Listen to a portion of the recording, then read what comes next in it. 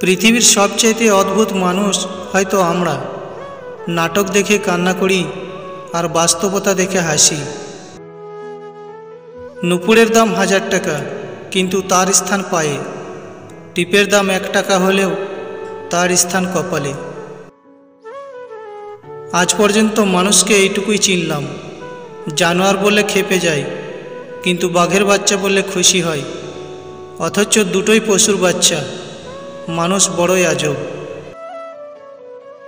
মুরগির ডিম ফুটে বাচ্চা হলেই মুরগি হয়, কিন্তু মানুষের পেট থেকে বাচ্চা হলে মানুষ হয় না, তাকে মানুষ করতে হয়। মানুষ সোজা পথে চলতে চায় না, আর বাঁকা পথে সবারই আগ্রহ বেশি। সেই জন্যই মদ বিক্রেতাকে কারো কাছে যেতে হয় না, আর দুধ বিক্রেতাকে বাজারে যেতে হয়। আমরা দুধ বিক্রেতাকে সর্বদা বলি দুধে জল মেশানি তো, অথচ মদে মানুষেরাই জল মিশিয়ে খায়। মানুষ দুটি সময় সম্পূর্ণ বদলে যায়। এক, হয়তো জীবনে স্পেশাল কোনো মানুষ এসেছে। 2, নয়তো স্পেশাল কেউ তার জীবন থেকে চলে গেছে।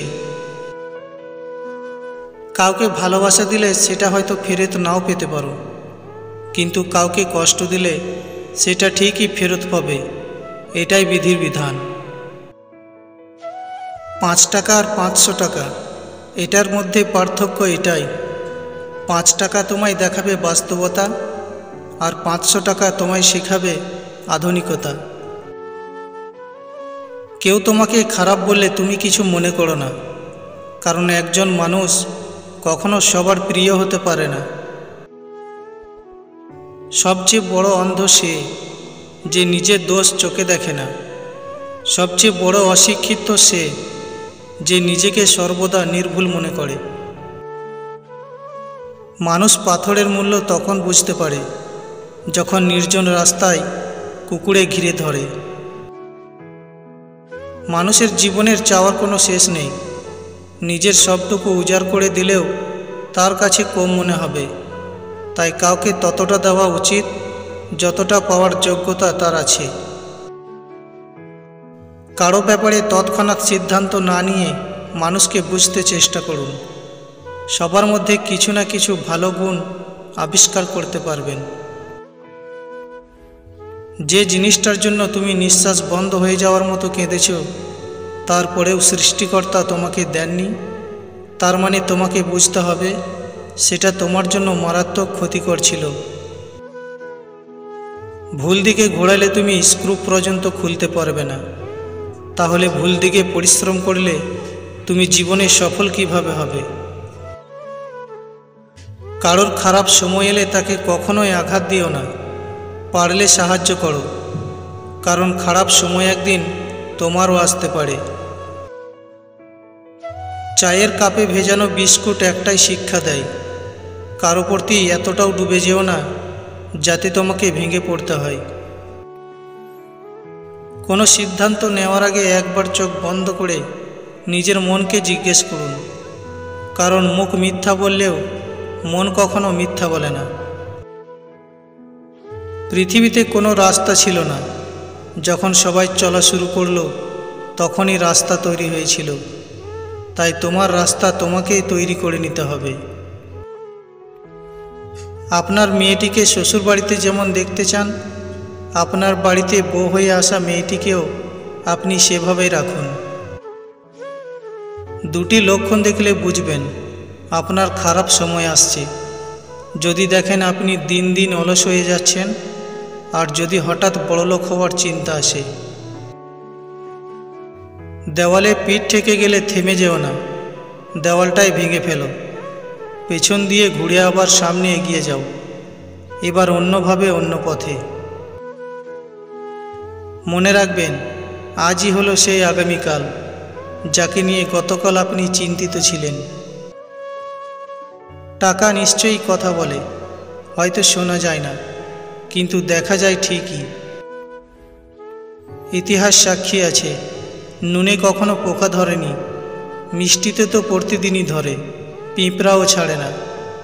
মোমবাতি জ্বালিয়ে মৃত মানুষকে স্মরণ করা হয়, আর মোমবাতি নিভিয়ে জন্মদিন পালন করা হয়। মানুষের মুখ হলো পৃথিবীর একমাত্র জায়গা যেখানে বিষ আর অমৃত একসঙ্গে বাস করে।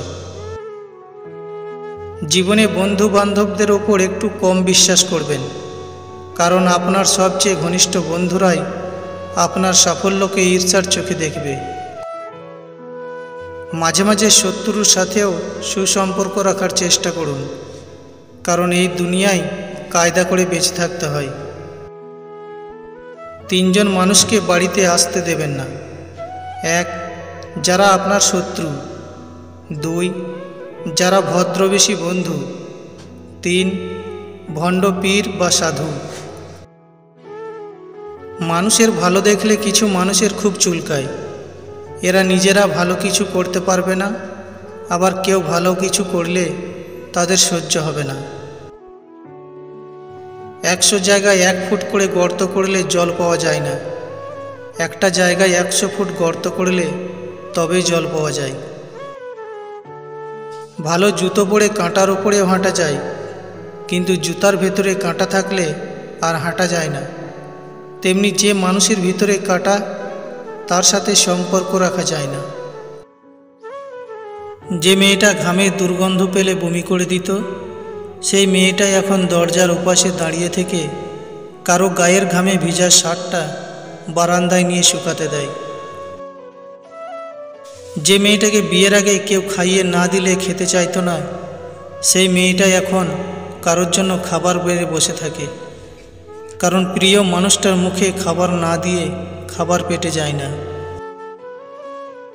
যে মেয়েটা রান্নাঘরে কখনো উঁকি দিয়ে দেখেনি, সেই মেয়েটাই এখন রান্নাঘরে শ্রেষ্ঠ রাঁধুনি, যার হাতের রান্না না খেলে পরিবারের কারোরই তৃপ্তি ঢেকুর ওঠে না।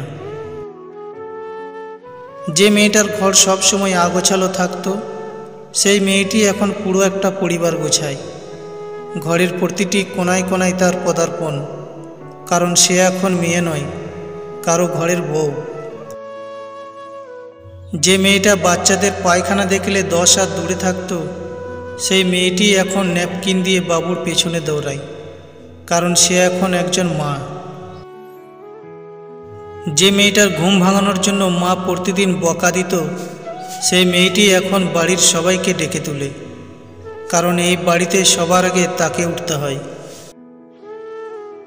যে মেয়েটা একসময় প্রচুর হাত খরচ করত, বাবার কাছে এটা সেটার বায়না ধরত, সে মেয়েটা এখন অনেক কৃপণ হয়ে গেছে, কারণ সে বুঝতে শিখেছে তারও এখন একটা সংসার আছে। ভিডিওটিতে থাকা কথাগুলি যদি আপনাদের একটুকুও ভালো লেগে থাকে, তাহলে অবশ্যই চ্যানেলটি সাবস্ক্রাইব করে পাশে থাকবেন।